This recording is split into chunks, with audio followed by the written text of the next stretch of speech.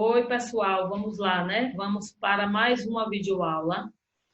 E essa videoaula ainda é um complemento, né, da civilização da Grécia.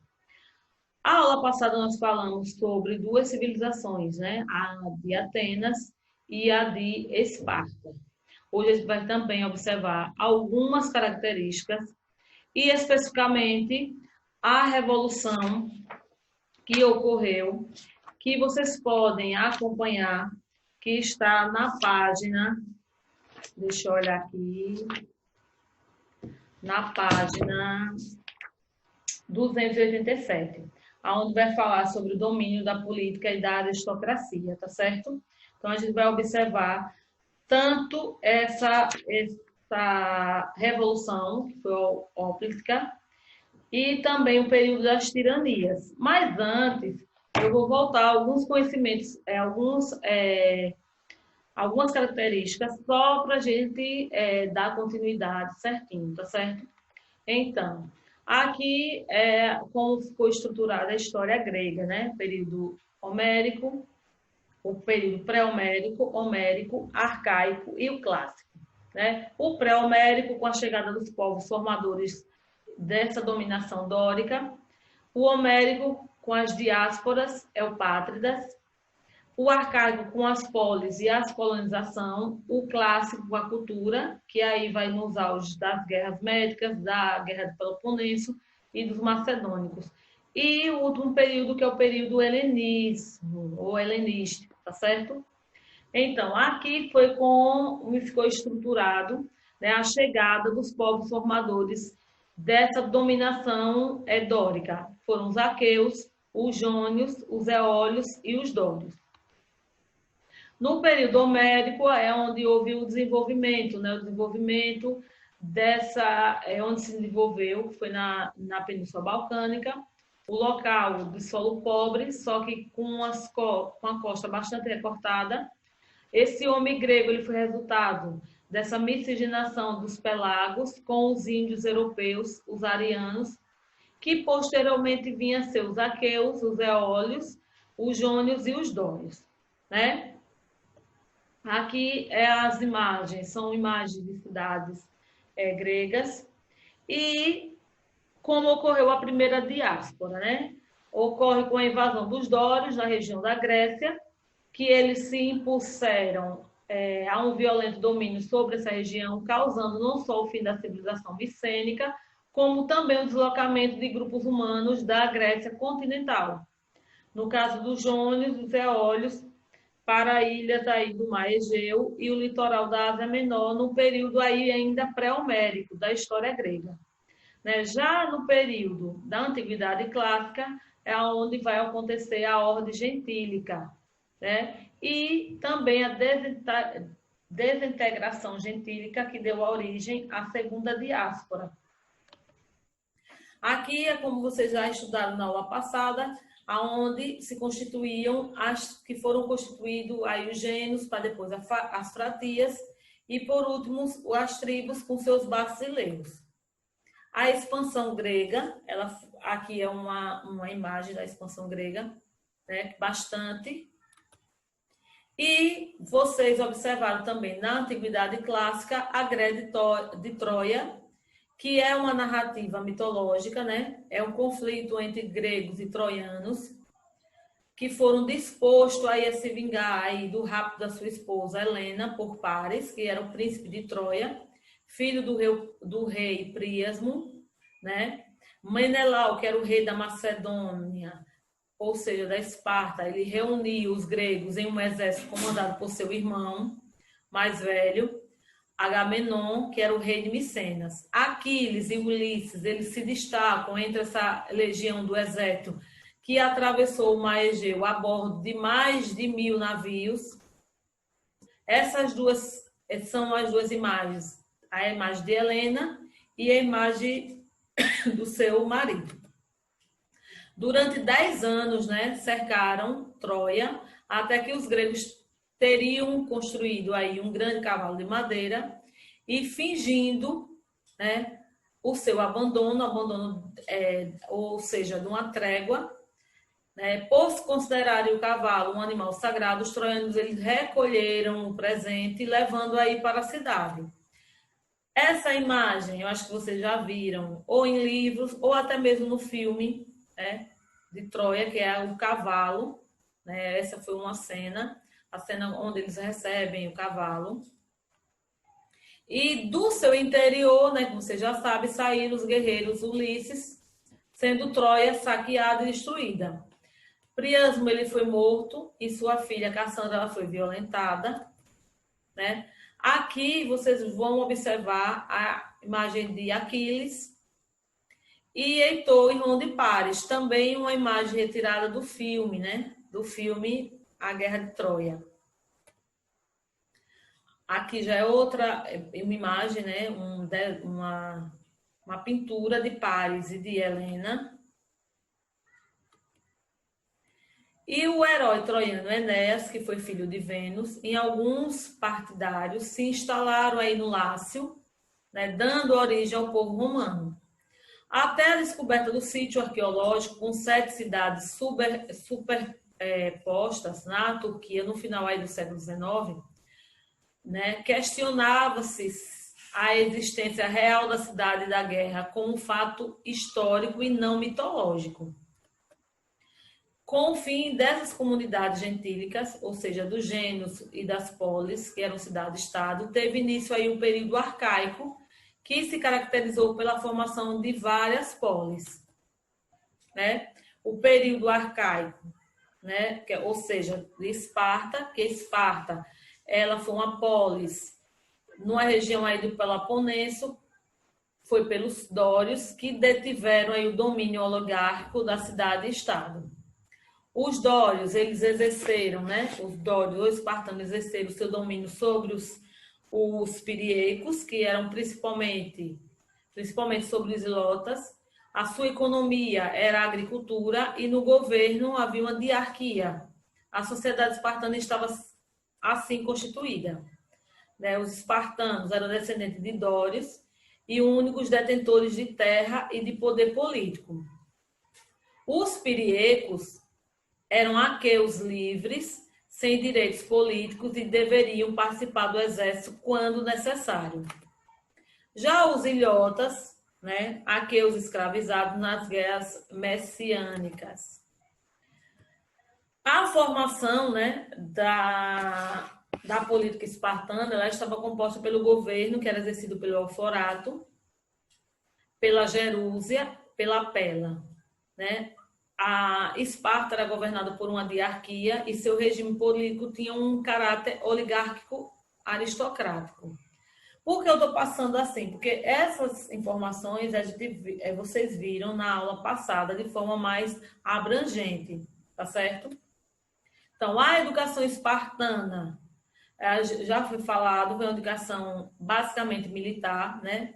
Das letras, aprendiam apenas o indispensável. Toda a educação restante dizia respeito a bem, obedecer à ordem, a resistir, a vencer em combates. Por isso, ao chegar à idade, havia uma exercitação mais extensa, né? Seus cabelos eram cortados rentes e habituavam-se a marchar, né? Descalços e a brigar quase sempre nus. Aos 12 anos, passavam a viver sem túnica, recebiam um manto por ano, andavam sujos, desconhecendo os banhos e os unguentos, né? Dormiam reunidos em grupos ou em turmas sobre palhas que eles mesmos ajuntavam, quebrando com as mãos e sem facas as pontas dos caniços que cresciam nas ribas dos euforatas, né? Isso aí foram a descrição de como era a educação espartana. O Estado também, né, encarregava da educação dos espartanos, que o vinculavam nos indivíduos aos seus principais valores, sempre enfatizando o aprimoramento físico. A um soldado de excelência, os espartanos deveriam estar sempre prontos para uma provável revolta dos servos. Daí a característica militar, né, da cidade. O incentivo ao crescimento demográfico era inócuo, pois o rigor da educação ela eliminava a maioria dos jovens, sobrevivendo apenas os mais fortes e os mais resistentes. Quanto aos ilhotas, uma das formas de controle sobre esse crescimento populacional, só para que vocês lembrem, os ilhotas eram os escravos, né? Havia também uma preocupação de que não houvesse uma quantidade enorme de escravo. Então, havia uma forma que eles utilizavam, que era a críptia, que consistia na eliminação sumária dos servos por espartanos, que estavam completando a sua educação. E esse recurso não fosse suficiente, ele recorria-se à matança em massa. Mas, basicamente, eles soltavam esses ilhotas em um lugar, né? E os espartanos eles teriam que capturar e tinham que matá-lo, né? Era uma forma também de era um exercício também de treinamento. A polis de Atenas, né? Atenas, ela situa na Ática. Atenas foi comandada seu início pelos eupátridas e durante os governos monárquicos e oligárquicos. As lutas sociais deram origem aos legisladores, a exemplos de Drácon e de Solon. E depois, né, de Solon, Atenas ele foi governado pelos tiranos, ou seja, pelos ditadores, com Clístenes, que criou a democracia ateniense, destacando-se aí a prática do ostracismo, né? O apogeu da democracia aconteceu durante o governo de Péricles, isso aí no século V a.C., que ficou conhecido como século de Péricles ou Idade do Ouro ateniense. Aqui era como estava constituída a sociedade, né, ateniense eupátrida, os metecos e os escravos. Para ser considerado cidadão em Atenas, a pessoa deveria ser homem livre, ter 18 anos, ser grego e ter pais gregos. A cidade de origem jônica, ela tornou-se, né, padrão do desenvolvimento para as cidades-estados gregas. Quando se deu aí a desintegração dos gênios, esses grupos sociais assim delinearam, né, os eupátridas, que ficaram com as melhores terras, os georgoles, que ficaram com as piores, os tetas, que não receberam terras. Sem posses, né, esses desempregados, eles deviam aumento do número de escravos por dívida, e os tetas passaram a se dedicar ao comércio e ao artesanato. E começou esse desenvolvimento, um poderio do comércio marítimo com base aí no porto do Pireu. Entretanto, né, essas desigualdades sociais e políticas deu início da história ateniense, motivaram sucessivas lutas e causaram permanente instabilidade.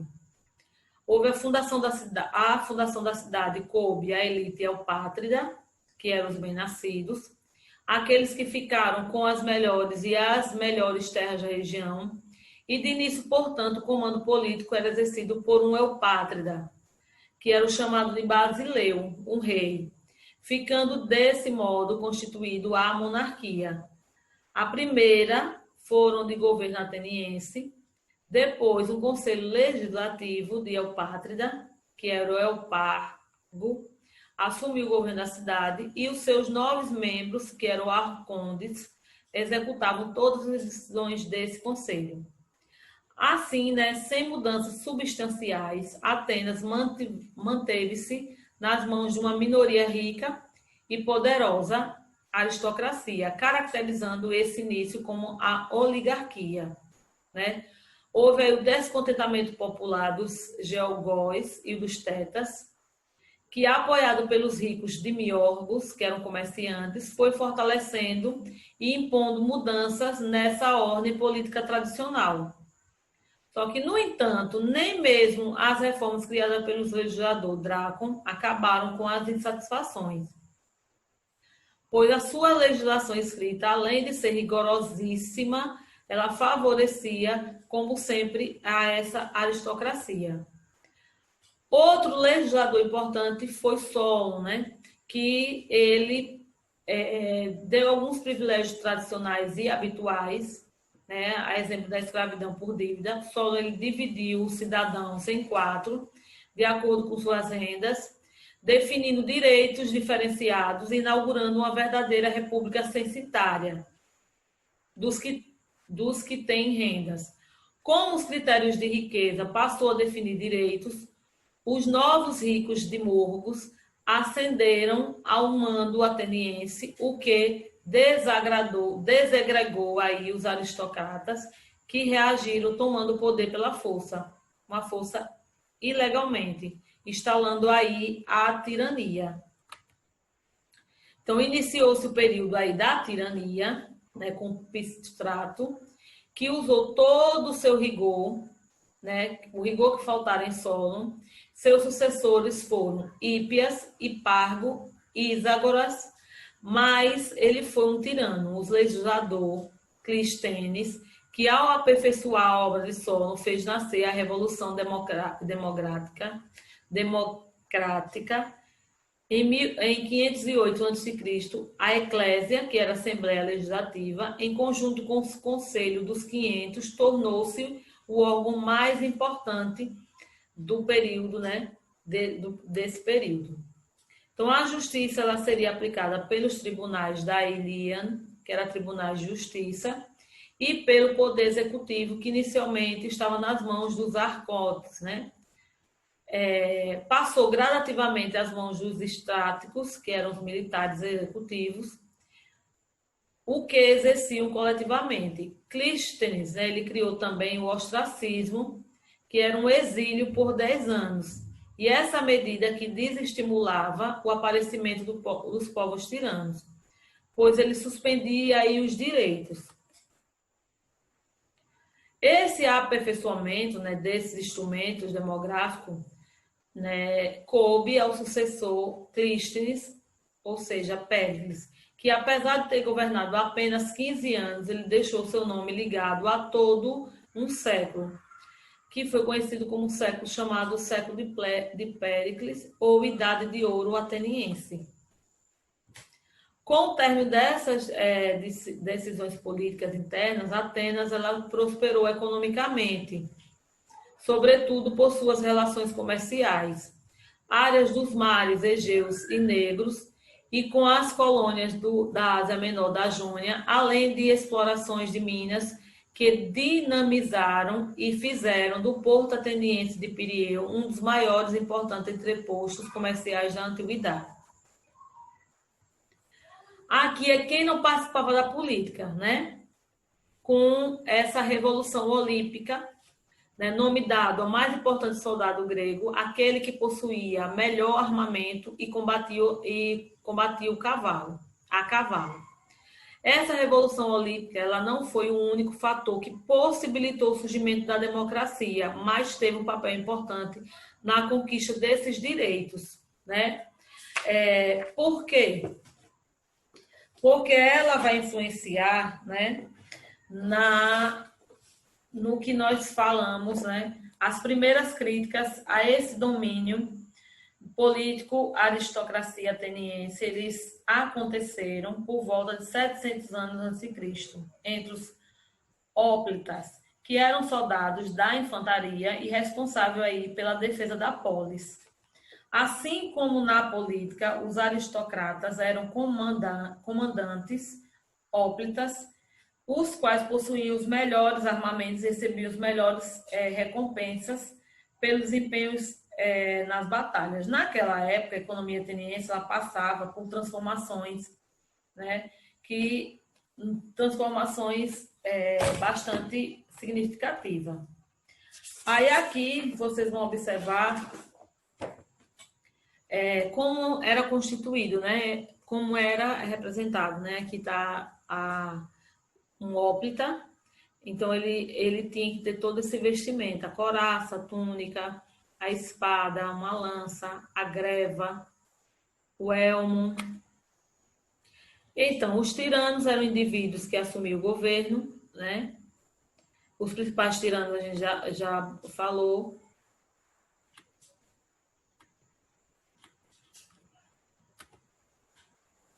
E a gente vai fazer a correção agora da atividade. Peguem o livro de vocês na página 284 e na página 285, tá certo? Vamos lá fazer a correção.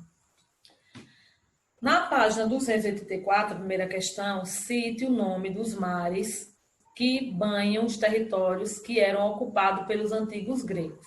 Então, os mares Mediterrâneo, Ádrico, Jônico, Egeu, Negro e Mármara. Na segunda questão, observe a imagem abaixo e lê o texto. É um afresco de cerca de 1500 anos antes de Cristo, que é encontrado num palácio de Quisono, na ilha de Creta. O salto, sobretudo o touro, eram mais do que apenas uma prática esportiva. Era também um ritual religioso e de demonstração de coragem dos atletas. O salto consistia em encarar o touro, segurar em seus chifres e, ao ser lançado para o alto, fazer o salto acrobático sobre o animal e aterrissar atrás dele. Faça a descrição da imagem. Então, a imagem é um afresco, né, de cerca de 1500 anos antes de Cristo, que representa aí o salto sobre o touro. Na letra B, o que a prática mostrada na imagem representa para os cretenses? Esse representa muito mais do que um esporte, né? O salto sobre o touro representava um ritual de demonstração de coragem e de força. Na letra C, qual foi a importância da civilização cretense? A civilização cretense ela se desenvolveu na ilha de Creta e suas trocas culturais com micênicos se constituíam como importantes elementos da ancestralidade e da civilização grega da antiguidade. Na página 285, terceira questão, o que foi a civilização creto-micênica? Então, foi uma civilização formada com base em intercâmbios culturais entre minóquios, que eram cretenses, e aqueus, que eram micênicos. E era considerada a principal ancestral da civilização da Grécia Antiga. Na quarta questão, sobre as cidades e estados gregos, marque o X na alternativa correta. Então, a alternativa correta é a primeira. Por quê? Porque na Grécia Antiga, os territórios eram repletos de barreiras naturais como ilhas, baías e montanhas, o que dificultava aí a organização de um governo central. Por isso, formam-se várias cidades-estados que eram independentes. Na quinta questão, quais eram as principais formas de governo adotadas nas cidades-estados da Grécia Antiga? Então, era a monarquia, a oligarquia, a tirania e a democracia.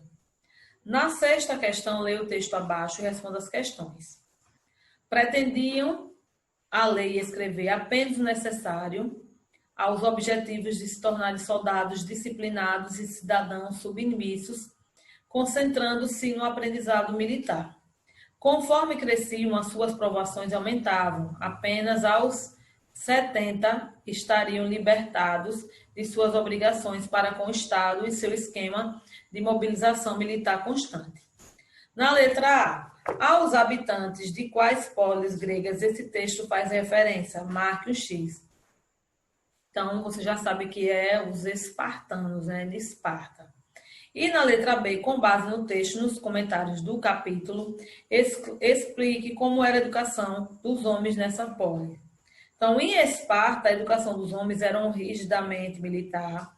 Eles eram obrigados a prestar serviços militares entre 7 a 60 anos de idade. A educação era um aprendizado de obediência, de modo de acostumar meninos, homens a serem fortes para o combate. Tá certo? Essa atividade, então, foi corrigida. Na próxima aula, creio que será a aula já virtual, né? Online, ao vivo. Então, vai ser um momento até muito melhor, porque é um momento de matar a saudade e que vocês também tirem as suas dúvidas, tá certo? Então, hoje nós vamos ficar por aqui, viu? Se cuidem, façam as atividades direitinho, tá certo? Tchau.